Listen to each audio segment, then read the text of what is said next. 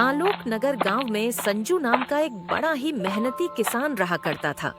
संजू के पिताजी ने उसे एक छोटे से खेत का टुकड़ा दिया था। संजू इस खेत में काम किया करता था, लेकिन संजू की किस्मत खेती में भी कभी उसका साथ नहीं देती थी। कभी उसकी फसल किसी वजह से खराब हो जाती, तो कभी किसी वजह से। इस बार भी उसने अपने खेतों में गेहूं की फसल लगाई थी, लेकिन अचानक तेज बारिश की वजह से संजू की सारी फसल बर्बाद हो गई। संजू बड़ा ही मायूस हो गया। वह अपने घर आया और रात भर इसी चिंता में वह सो न सका और सोचता रहा। इस बार भी मेरे खेतों की सारी फसल खराब हो गई।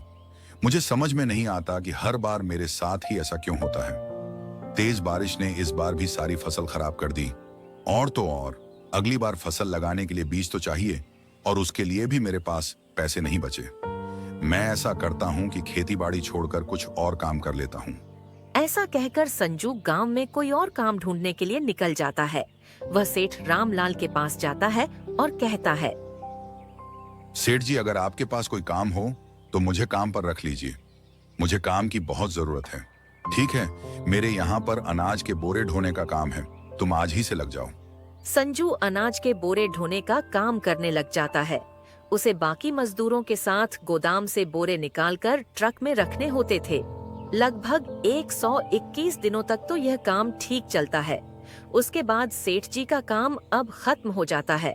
उन्होंने पुरानी 4 मजदूरों को तो रखा, लेकिन बाकी सभी मजदूरों को काम से निकाल दिया। संजू इस बात से बहुत परेशान हुआ। हे भगवान, कोई भी काम नहीं है। गांव में बड़ी मुश्किल से सेठ जी ने काम पर रखा था, अब उन्होंने भी निकाल दिया। आखिर करूं तो क्या करूं? ऐसा करता हूं कि अपना गांव छोड़कर दूसरे गांव में काम ढूंढता हूं। हो सकता है कि पड़ोसी गांव में मुझे अच्छा काम मिल जाए।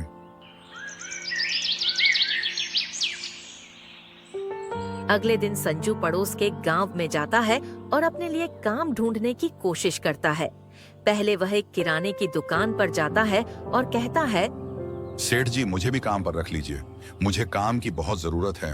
आपके यहाँ इतने नौकर हैं, एक मुझे भी रख लीजिए। आपकी बड़ी मेहरबानी होगी। अरे भैया, ये सारे नौकर मेरे गांव के ही हैं और मेरे भरोसे के हैं। मैं दूसरे गांव का नौकर भला क्यों ही रखूं? नहीं नहीं, तुम जाओ यहाँ से। मेरे पास तुम्हारे लिए कोई काम नहीं है। इसी तरह संजू अलग अलग जगह पर कोशिश करता है, लेकिन कोई भी संजू को काम पर नहीं रखता। संजू बहुत परेशान हो जाता है। संजू को काम की तलाश में भटकते हुए शाम हो चुकी थी। वो एक जगह बैठकर सोचने लगता है, नहीं नहीं, मैं खाली हाथ घर नहीं जा सकता। आखिर मेरा गुजारा कैसे चलेगा? मुझे तो फिर भूख ही मर जाना पड़ेगा। कुछ ना कुछ तो मुझे करना ही होगा, लेकिन मुझे कोई काम तो मिल नहीं रहा। कोई बात नहीं, अब मैं चोरी करना शुरू करूंगा। आखिर यह मेरी मजबूरी है। और फिर इसी तरह संजू चोर बन जाता है। अब तो रोज यही होता। आधी रात के बाद संजू गांव में चोरी करता। जो कुछ भी उसके हाथ लगता उसे वह अगले दिन बेच देता। इसी तरह उसका खर्चा चल रहा था। कुछ दिन तो यूं ही चलता रहा। एक दिन की बात है, संजू एक नए घर में चोरी करने के लिए गुस्सा था। संजू जैसे ही चोरी करके बाहर निकल रहा था, किसी व्यक्ति ने उसका हाथ पकड़ लिया और बोला, चोर कहीं का, आज तो बच के नहीं जा सकता। मैंने तुझे पकड़ लिया है। हल्ला करने पर सभी लोग वहां पर आ गए। कमरे में अंधेरा था। जैसे ही लाइट जली, किशोर ने चोर को पहचान लिया और बोला, इसका मतलब है तुम इसे जानते हो किशोर? मामा जी, यह हमारे ही गांव का संजू है। वैसे तो यह बड़ा ही शरीफ आदमी था, परंतु इसको हमारे गांव में कोई काम नहीं मिला था। शायद इसीलिए यह चोरी करने लगा। क्यों भाई, ऐसी क्या मजबूरी थी भला जो तुम्हें चोरी करनी पड़ी? रमन की बात सुनकर संजू रोने लगा और अपने सारे हालात रमन को बता दिए। रमन को संजू के हालात सुनकर बहुत दया आई और वह बोला, देखो संजू, चोरी करना किसी समस्या का हल नहीं है। मैं एक सेठ जी को जानता हूँ। वे बेचारे बूढ़े और बीमार हैं। उनका काफी बड़ा काम है। उन्हें काम संभालने के लिए लोगों की जरूरत होती है। मैं तुम्हें उनके घर पर लगा देता हूँ। तुम वहां पर ईमानदारी से काम करना। संजू ने हाँ कर रमण ने सेठ अशोक लाल के यहाँ पर संजू की नौकरी लगवा दी। सेठ अशोक लाल बड़े ही धनवान सेठ थे। अशोक लाल की पत्नी का बहुत पहले स्वर्गवास हो गया था। उनके घर में केवल उनकी एक बेटी शिप्र थी। शिप्रा बहुत सुंदर और समझदार थी। वो सेठ जी का ख्याल रखती थी। सेठ जी का जूतों का कारखाना था। सेठ जी ने संजू को जूतों के कारखाने की देख-रेख के लिए रखा था। संजू सेठ जी के घर में ही एक कमरे में रहा करता था। शिप्रा उसके खाने पीने का ख्याल रखती थी। संजू भी बहुत खुश था। सब कुछ ठीक चल रहा था। एक दिन जब संजू जूते की फैक्ट्री के बाहर पहरा दे रहा था, तब संजू ने देखा कि सेठ जी के भाई रामलाल, जो कि जूतों की फैक्ट्री का सारा हिसाब किताब देखते थे, वो जूते की फैक्ट्री के बाहर खड़े होकर किसी से बात कर रहे थे। ये 25 डब्बे का माल है, मैंने 20 डब्बे का हिसाब कर दिया है। बचे हुए 5 डब्बों को शहर में जाकर बेच देना और उसका पैसा मेरे खाते में जमा करा देना। इस बात की भनक किसी को भी नहीं लगनी चाहिए, समझ गए ना?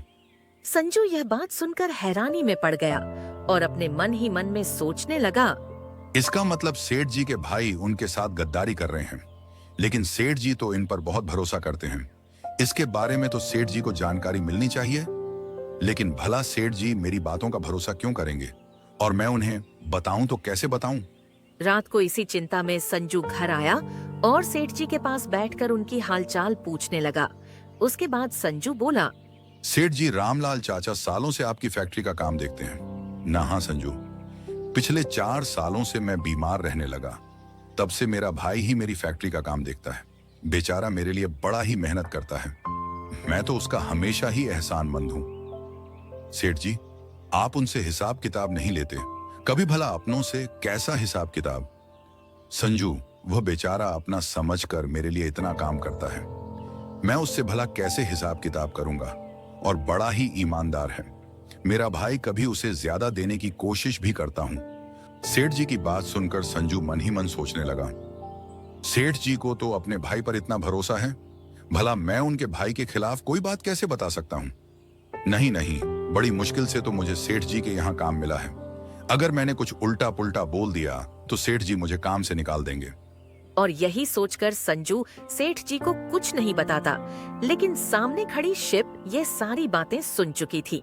शिप्रा समझ गई थी कि संजू कुछ कहते कहते रुक गया था, लेकिन शिप्रा चुप रही। इसी तरह कुछ समय और बीत गया। संजू रामलाल को लगातार सेठ जी के सामान में घपला करते हुए देखता रहा।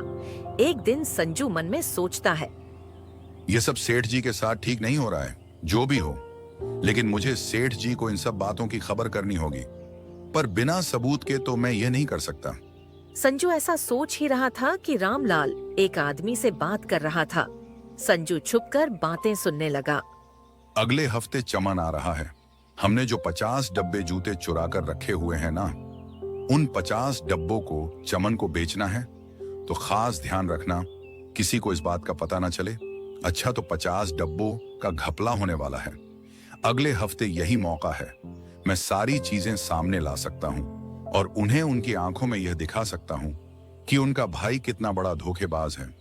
और बस ऐसा ही होता है। संजू सेठ जी और शिप्र को सारी बात बता देता है और अगले दिन सेठ जी को ले जाकर सारी चीजें दिखा देता है। सेठ जी अपनी आंखों से अपने भाई का घपला देखते हैं। उसके बाद सेठ जी गुस्से में उसके पास जाते हैं और कहते हैं, तुझे शर्म नहीं आती? इस तरह का घपला करते हुए मैंने तुझ पर बहुत भरोसा किया था, लेकिन तू तो पूरा गद्दार निकला। निकल जा मेरी फैक्ट्री से, और आज के बाद कभी भी इस तरफ पलट कर मत देखना। रामलाल गुस्से में बब्बला हो जाता है, लेकिन वह करता भी तो क्या वह चुपचाप वहाँ से चला जाता है। अब सेठ जी ने अपना सारा काम संजू को सौंप दिया था। संजू भी फैक्ट्री का सारा काम देख रहा था। कुछ दिनों के बाद सेठ जी का भाई वापस आता है और सेठ जी से कहता है, भैया मुझे माफ कर दीजिए, मुझसे बहुत बड़ी गलती हो गई। अब मैं ऐसी गलती कभी नहीं करूंगा। मैंने अपने सगे भाई को धोखा दिया, इससे बुरी भला क्या बात हो सकती है। लेकिन भैया, हूं तो आपका भाई ही, कृपया मुझे एक बार माफ कर दीजिए, मेरा भरोसा कीजिए, मैं अब ऐसा कभी नहीं करूंगा। ठीक है रामलाल, अब मैंने तुझे माफ कर दिया। अब तू फैक्ट्री का काम फिर से संभाल ले, लेकिन याद रहे, इस बार कोई भी घपला नहीं करना और हाँ, संजू को अपने साथ साथ ही रखना। संजू बहुत ही ईमानदार है और फैक्ट्री का काम बहुत अच्छी तरह से संभाल रहा है। रामलाल ने सेठ जी को हाँ कर दी, लेकिन सच तो यह था कि वह संजू से बहुत चिढ़ता था। वह मौका ही देख रहा था कि तभी एक दिन उसके मन में एक प्लान आता है और वह अपने नौकर को बुलाकर कहता है, सुनो ये लो, नोटों की गड्डी किसी तरह से इसे संजू के कमरे में रख दो। इसके बाद मैं तुम्हें अच्छे खासे पैसे दूंगा। ठीक है सेठ जी, मैं आज रात को ही ये नोटों की गड्डी किसी बहाने से उसके कमरे में छुपा देता हूँ। नौकर ने ऐसा ही किया। रात होते ही वह किसी बहाने संजू के कमरे में गया और नोटों की गड्डी उसके तकिए के नीचे रख दिया। दूसरी तरफ रामलाल सेठ जी के पास आया और बोला, भैया आपको पता है हमारी फैक्ट्री से पूरे 10,000 गायब हुए हैं। वो पैसे मुझे कहीं नहीं मिल रहे। अगर बुरा ना मानो तो मैं आपसे एक बात कहूं। हाँ हाँ बोलो, एक बार आप संजू के कमरे की तलाशी भी लेकर देखिए। ये क्या कह रहे हो रामलाल? संजू बहुत ही ईमानदार है, वह ऐसा कभी नहीं कर सकता। हो सकता है कि संजू ईमानदार हो, लेकिन एक बार तलाशी लेने में क्या हो जाएगा। और फिर रामलाल अशोक को लेकर संजू के कमरे की तलाशी लेता है। संजू के कमरे में तकिए के नीचे पैसों की गड्डी मिलती है। तब तक संजू भी आ जाता है। यह देखकर सेठ जी अशोक लाल बहुत ज्यादा हैरान थे। वह संजू से कहते हैं, ये क्या संजू, तुम्हारे कमरे में ये पैसे कैसे आए? तुमने चोरी की है? मुझे तो यकीन नहीं हो रहा कि तुम भी चोरी कर सकते हो। क्यों नहीं हो सकता? भैया इससे पूछो। इससे पहले तो गांव में वह चोरी का ही काम किया करता था। मैंने इसके बारे में बहुत सारी बातें पता लगा ली हैं। हाँ, मैं मजबूरी में चोरी करता जरूर था, लेकिन जब से मैं आपके यहां आया हूं मैंने कोई चोरी नहीं की है। सेठ जी, आप मेरा भरोसा कीजिए। ये पैसे मेरे कमरे में कैसे आए? मैं नहीं जानता संजू। मुझे तुमसे यह उम्मीद नहीं थी कि तुम ऐसा करोगे। इससे पहले कि मैं तुम्हें धक्के मारकर निकाल दूं, अपने आप निकल जाओ यहाँ से। संजू वहाँ से जाने लगता है। तभी शिप्र वहाँ आई और बोली, पिताजी 1 मिनट रुकिए, जरा एक बार मेरे मोबाइल की यह वीडियो पर भी नजर डाल लीजिए। आपको शायद सही और गलत का पता चल जाए। ऐसा कहकर शिप्र ने उन सबको वीडियो दिखाई। वीडियो में साफ साफ नजर आ रहा था कि रामलाल के नौकर ने किस तरह से पैसे लाकर संजू के तकिए के नीचे छुपा दिए थे। वीडियो देखकर सेठ अशोक लाल सब कुछ समझ गए। उन्होंने गुस्से में आकर हमेशा के लिए अपने भाई को अपनी फैक्ट्री के बाहर निकाल दिया और साथ ही शिप्रा की शादी संजू से करवा दी। दोनों को फैक्ट्री का मालिक बना दिया। ऐसे ही दिलचस्प कहानियां देखने के लिए हमारे चैनल अखिल ट्यून को सब्सक्राइब करना ना भूले।